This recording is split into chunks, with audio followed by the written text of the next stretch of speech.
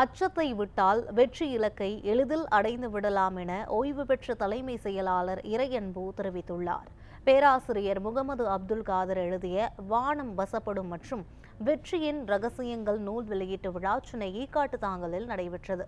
ஓய்வு பெற்ற தலைமை செயலாளர் இறையன்பு விழாவில் பங்கேற்று நூல்களை வெளியிட்டார்.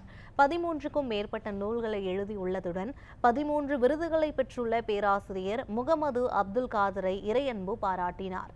பள்ளி மற்றும் கல்லூரி மாணவர்கள் மூலம் 200 கண்டுபிடிப்புகளை பேராசிரியர் முகமது அப்துல் காதர் உருவாக்கி உள்ளதாகவும் குறிப்பிட்டார். சாதிக்க விரும்புவோர் அச்சத்தை கடந்து செல்ல வேண்டும் எனவும் அறிவுறுத்தினார். அவருடைய எழுத்துகளுக்கு ஒரு நோக்கம் இருக்கிறது.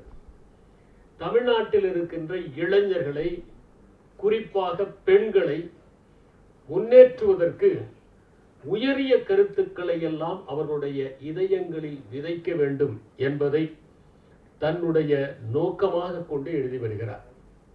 இதுவரை 13 புத்தகங்களை வெளியிட்டிருக்கிறார். 12 விருதுகளை பெற்றிருக்கின்றார்.